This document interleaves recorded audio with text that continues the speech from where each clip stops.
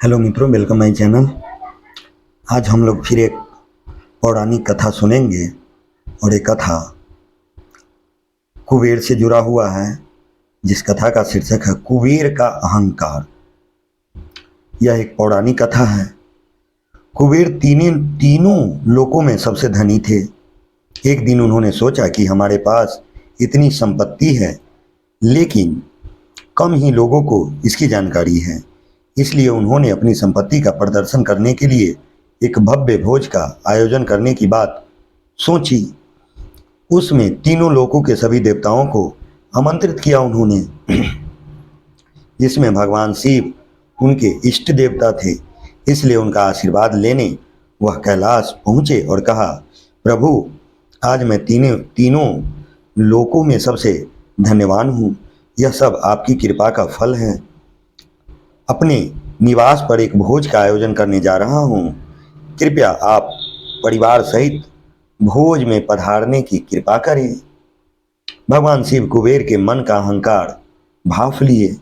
बोले, वत्स, मैं बूढ़ा हो चला हूँ, कहीं बाहर नहीं जाता।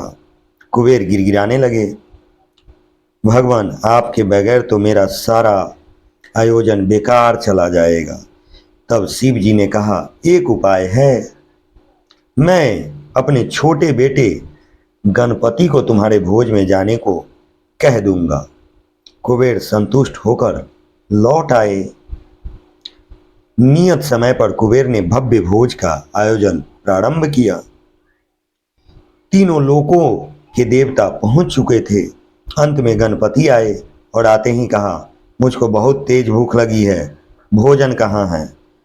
कुबेर उन्हें ले गए। भोजन से सजे कमरे में सोने की थाली में भोजन परोसा गया। क्षण भर में ही परोसा गया सारा भोजन खत्म हो गया। दोबारा खाना परोसा गया, उसे भी वे खा गए। बार बार खाना परोसा जाता और क्षण भर में गणेश जी उसे चट कर जाते थे। थोड़ी ही देर में हजारों लोगों के लिए बना भोजन खत्म हो गया, लेकिन गणपति का पेट नहीं भरा।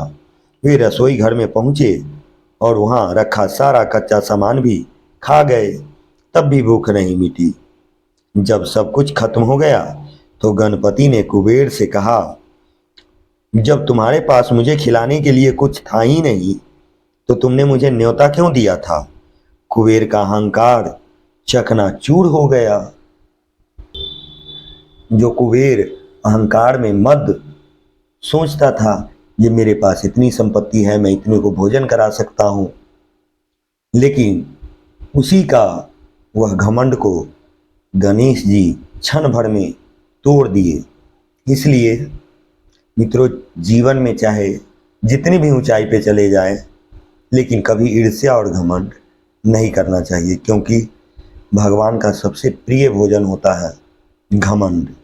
घमंड किया गया, और इसीलिए कहा जाता है कि ये खुदा, मुझे इतनी ऊंचाई तक मत पहुंचाना कि मेरे पांव धरती पे सही से ना टिक सके। इसलिए कितना भी ऊंचा हो जाए, अपने विचार, अपनी भावना, अपना व्यवहार हमेशा सामान्य ही रखना चाहिए। और जीवन में सामान्य और मध्यम जीवन शैली ही मनुष्य को ऊंचाइयों तक ले जाता है और सही मनुष्य को मनुष्य बनाता है। मित्रों, इस कहानी से हमें ये भी पता चलती है कि ये घमंड किसी का नहीं रहा है और ना ही कभी ये रहेगा। जो घमंड कुबेर को हो गया था, तो क्षण भर में समाप्त हो गया।